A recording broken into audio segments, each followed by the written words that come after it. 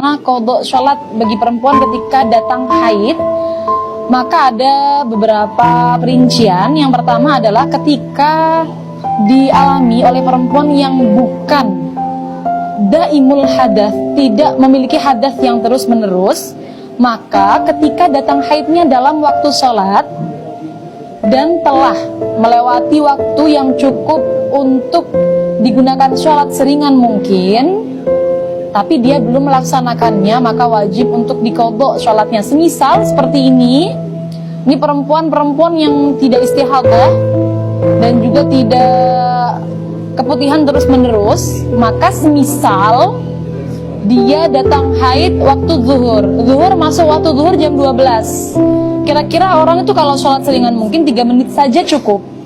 Maka ketika jam 12 lebih 3 menit dia belum sholat, lalu datang haid, maka berarti wajib qadha sholat zuhur. Yang wajib diqadha hanya sholat zuhur saja, asar tidak wajib diqadha.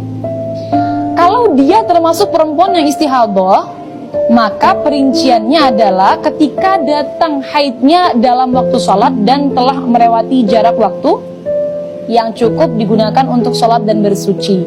Jadi semisal sholat dan bersuci 10 menit, maka berarti ketika waktu sholat zuhur itu jam 12, masuk waktu sholat zuhur jam 12, bersuci dan sholat 10 menit, maka berarti wajib qadha zuhurnya kalau semisal datang haidnya jam 12 lebih 10. Dia belum sholat zuhur, berarti baru wajib qadha sholat zuhur.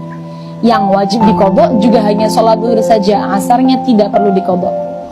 Dan untuk qadha sholat setelah haid, setelah berhentinya haid, maka waktunya akan lebih sedikit. Misal ketika di dalam waktu sholat asar,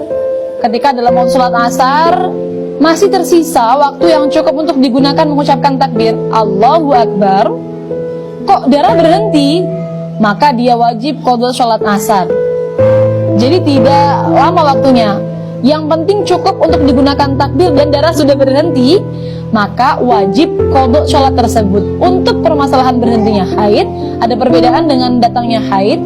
Untuk berhentinya haid, maka yang wajib diqadha tidak hanya sholat saat itu saja, tapi juga sholat yang bisa dijamak. Jadi semisal berhenti haid ketika sholat asar, maka yang wajib diqadha adalah sholat asar dan juga sholat zuhur. Berhenti haid di sholat isya, di waktu sholat isya, maka yang wajib diqadha adalah sholat isya dan juga sholat maghrib. Yang perlu diketahui teman-teman sekalian, kalau berhentinya haid di dalam waktu sholat dan cukup sholat di dalam waktu, maka harus sholat di dalam waktu, tidak boleh ditunda sampai keluarnya waktu sholat.